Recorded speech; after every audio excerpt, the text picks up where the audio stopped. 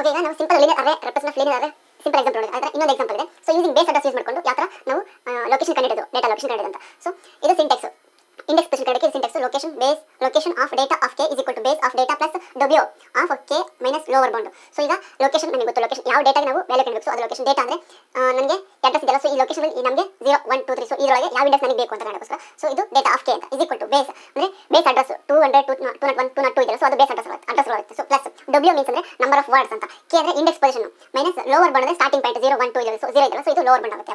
Next so ಈಗ ನಮಗೆ ಸಿಂಟೆಕ್ಸ್ ಗೊತ್ತು. ಈ ಸಿಂಟೆಕ್ಸ್ ಯೂಸ್ ಮಾಡ್ಕೊಂಡು ಒಂದು ಎಕ್ಸಾಂಪಲ್ ತೊಗೊಂಡಿದ್ದೀನಿ. ಏನಂತ find the index position of 2 ಅಂತ. ಸೊ ನನಗೆ ಪೊಸಿಷನ್ 2 ಬೇಕು ನನಗೆ ವ್ಯಾಲ್ಯೂ ಅಂತ. ಸೊ ಅದನ್ನ ನಾನು ಎಕ್ಸಾಂಪಲ್ ತೊಗೊಂಡಿದ್ದೀನಿ. ನಿಮ್ಗೆ ಯಾವ್ದು ಬೇಕು ಅಥವಾ ಸೊ ಈಗ ಇದೇ ಥರ ಒಂದು 6th ಬರ್ಕೊಂಡ್ಬೇಕಾದ್ರೆ ಆ ಎಕ್ಸಾಂಪಲ್ ನೀವು ತೊಗೊಂಡು ಪ್ರಾಕ್ಟೀಸ್ ಮಾಡ್ಬೋದು. ಸೊ ಈಗ ನನಗೆ 2 ಅಂತ ತೊಗೊಂಡಿದ್ದೀನಿ. ಬೇಸ್ ಇಂಡೆಕ್ಸ್ ಪೊಸಿಷನ್ ನನಗೆ 2 ಬೇಕು, ಅದಕ್ಕೆ ನಾನು ವ್ಯಾಲ್ಯೂ ಕಂಡುಹಿಡ್ಕೊತಾ ಇದ್ದೀನಿ. ಸೊ ಏನು ಲೊಕೇಶನ್ ಬೇಸ್ ಎಷ್ಟಿದೆ ಎ ಇದೆ. ಸೊ ಅದಕ್ಕೆ ನನಗೆ ಇಂಡೆಕ್ಸ್ ಪೊಸಿಷನ್ 2 ಬೇಕು is equal to base address ಎಷ್ಟಿದೆ 200 ಇಂದ ಸ್ಟಾರ್ಟ್ ಆಗಿದೆ. ಸೊ ಬೇಸ್ ಅಡ್ರೆಸ್ 200 ಆಗುತ್ತೆ ಪ್ಲಸ್ ಡಬ್ಲ್ಯೂ ಅಂದರೆ ನನಗೆ ಎಷ್ಟಿದೆ ಇಲ್ಲಿ ಡಬ್ಲ್ಯೂ ಅಂದರೆ ನಂಬರ್ ಆಫ್ ವರ್ಡ್ಸ್ ಎಷ್ಟಿದೆ 0 1 2. ಸೊ 0 2 ಅನ್ನೋದು ನಮಗೆ ಬೇಸ್ ವರ್ಡ್ ಆಗುತ್ತೆ. ಸೊ ನಂಬರ್ ಆಫ್ ವರ್ಡ್ಸ್ 2 ಆಗುತ್ತೆ. ಸೊ ಅದರ ಕೆ ಅಂದರೆ ಇಂಡೆಕ್ಸ್ ಪೊಸಿಷನ್ ಎಷ್ಟು ಬೇಕು ಅಂದರೆ ನನಗೆ 2 ಬೇಕು, ಲೋವರ್ ಬೌಂಡ್ 0 ಆಗುತ್ತೆ. ಸೊ ಲೋವರ್ ಬೌಂಡ್ ಏನಾಗುತ್ತೆ 0 ಆಗುತ್ತೆ. ಸೊ ಇದನ್ನ ನಾವು ಕ್ಯಾಲ್ಕುಲೇಟ್ ಮಾಡಬೇಕು ಅಂದರೆ ಸೊ 200 ಪ್ಲಸ್ 2 ಮೈನಸ್ 0 2 ಆಗುತ್ತೆ. ಸೊ 2 2 4. ಸೊ 204 ಆಗುತ್ತೆ.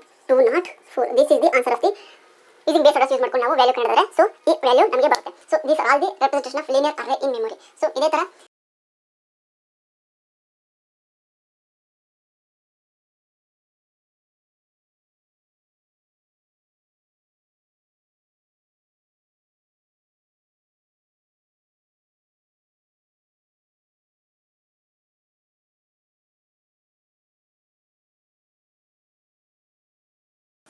Hi friends, welcome to our channel.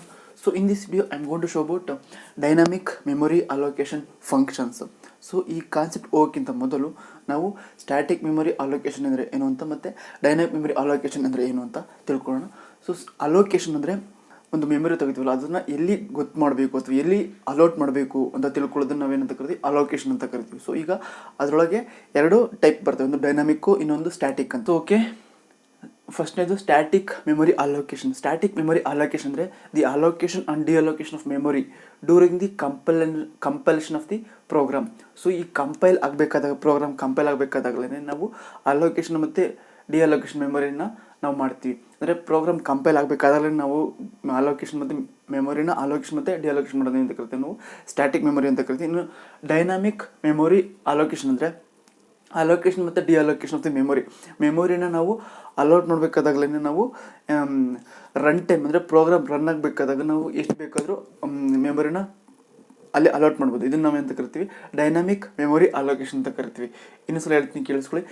Static memory allocation ಅಂದರೆ ಕಂಪೈಲೇಷನ್ ಆಗಬೇಕಾದಾಗ ಪ್ರೋಗ್ರಾಮು ಅಲೋಟ್ ಮತ್ತು ಡಿಅಲೋಕೇಟ್ ಮಾಡ್ತೀವಲ್ಲ ಅದನ್ನು ನಾವು ಆ ಮೆಮೊರಿನ ಅಂತ ಕರಿತೀವಿ ನಾವು ಸ್ಟ್ಯಾಟಿಕ್ ಮೆಮೊರಿ ಅಲೋಕೇಶನ್ ಅಂತ ಕರಿತೀವಿ. ಇನ್ನು ಡೈನಾಮಿಕ್ ಮೆಮೊರಿ ಅಲೋಕೇಶನ್ ಅಂದರೆ ಅಲೋಕೇಶನ್ ಮತ್ತು deallocation of the memory run time of the program. ಅಂದರೆ ಪ್ರೋಗ್ರಾಮ್ ರನ್ ಆಗಬೇಕಾದಾಗ ನಾವು ಅಲೋಕೇಶನ್ ಮಾಡ್ತೀವಿ ಮೆಮೊರಿನ, ಅಲೋಕೇಟ್ ಮತ್ತು ಡಿಅಲೋಕೇಟ್ ಮಾಡ್ತೀವಲ್ಲ ಆ ಮೆಮೊರಿನ ನಾವು ಅಂತ ಕರಿತೀವಿ ಡೈನಾಮಿಕ್ ಮೆಮೊರಿ ಅಂತ ಕರಿತೀವಿ, ಡೈನಾಮಿಕ್ ಮೆಮೊರಿ ಅಲೋಕೇಶನ್ ಅಂತ ಕರಿತೀವಿ. So next concept dynamic memory allocation functions. So ಯಾವ್ಯಾವ ಫಂಕ್ಷನ್ಸ್ ಇದ್ದಾವೆ ನಿಮಗೆ ಈಗ ಗೊತ್ತಾಯಿತು.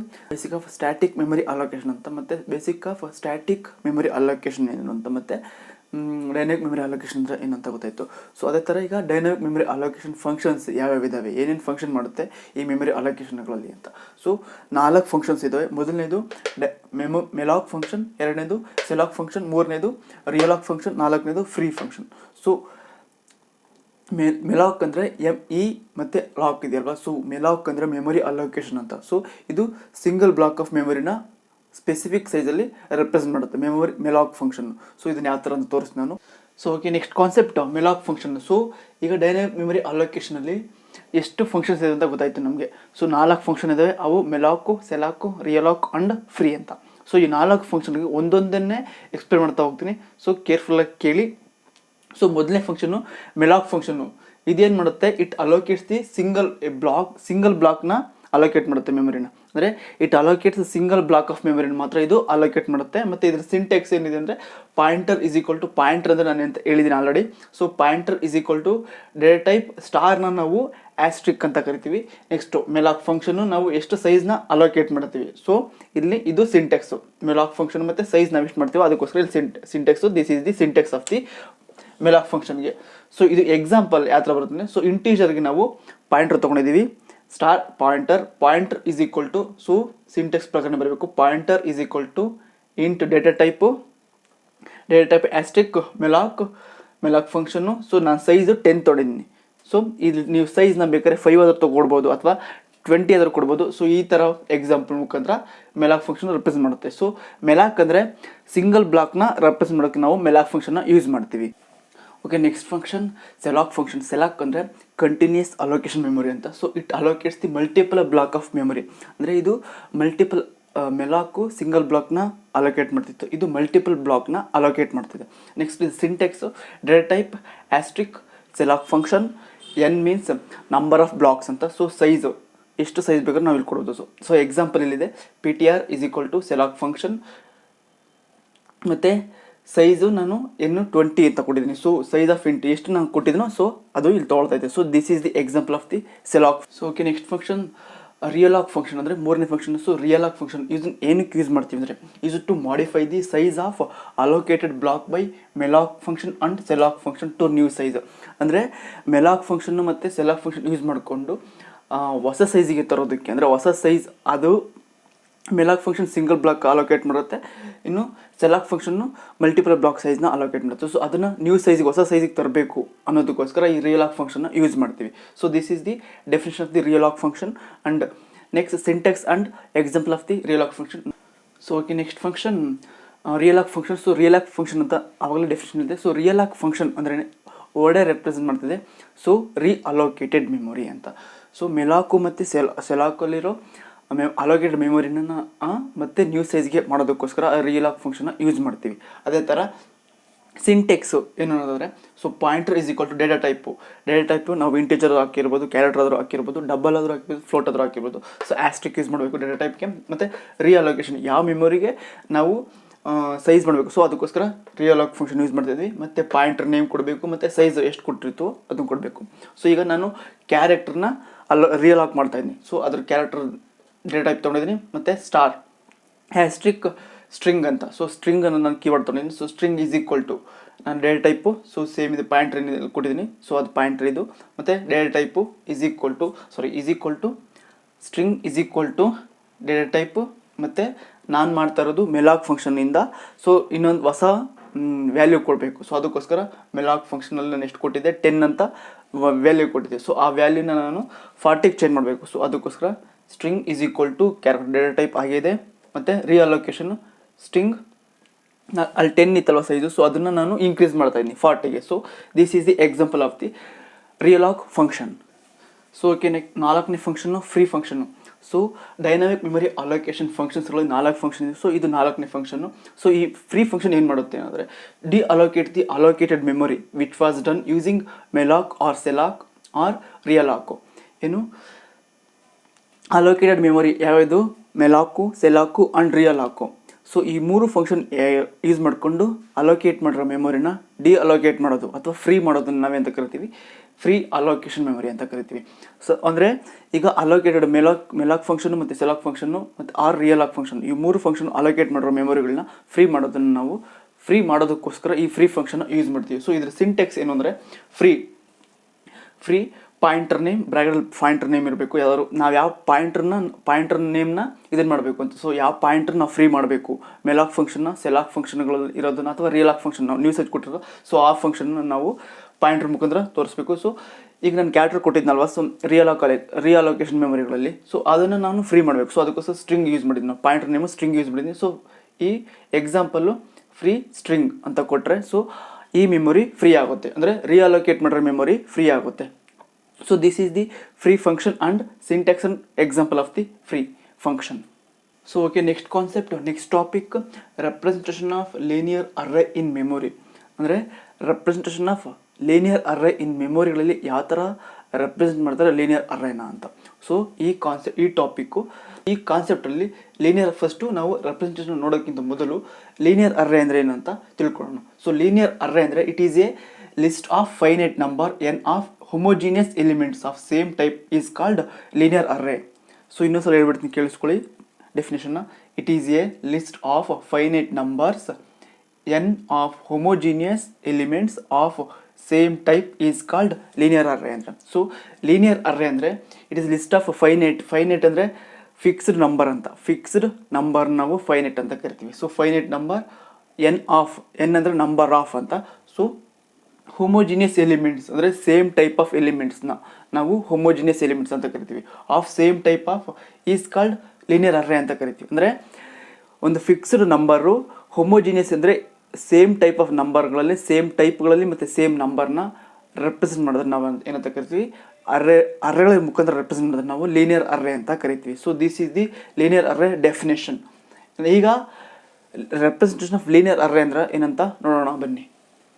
ಸೊ ಈಗ ಲೀನಿಯರ್ ಅರ್ರೇ ಅಂತ ಏನಂತ ಗೊತ್ತಾಯಿತು. ಸೊ ಲೀನಿಯರ್ ಅರ್ರೇ ಅಂದರೆ A finite number of N homogeneous elements ನಾವೇನಂತ ಕರಿತೀವಿ, ಲೀನಿಯರ್ ಅರ್ರೇ ಅಂತ ಕರಿತೀವಿ. ಸೊ ಅದೇ ಥರ ಈಗ ರೆಪ್ರೆಸೆಂಟೇಷನ್ ಆ ಲೀನಿಯರ್ ಅರ್ರೇನ ಅಂದರೆ ಕಂಟಿನ್ಯೂಸ್ ಆಗಿ ಫೈನೈಟ್ ನಂಬರ್ಗಳಲ್ಲಿ ತೋರಿಸ್ತಲ್ಲ ಅದನ್ನು ಲೀನಿಯರ್ ಅಂತ ಕರಿತೀವಿ, ಗೊತ್ತಾಯ್ತಲ್ವ. ಸೊ ಅದೇ ಥರ ಅದನ್ನು ರೆಪ್ರೆಸೆಂಟೇಷನ್ ಯಾವ ಥರ ತೋರಿಸ್ತಾರೆ ಅಂತ. ಸೊ ಈಗ array elements are stored consecutively in memory and memory locations are continuous. ಅಂದರೆ ಅರ್ರೇ ಎಲಿಮೆಂಟ್ಸ್ ಯಾವ ಥರ ಸ್ಟೋರ್ ಆಗಿರ್ತವೆ ಕಾನ್ಸಿಕ್ಯೂಟಿವ್ಲಿ ಅಂದರೆ ವಿತೌಟ್ ಇಂಟರಪ್ಷನ್.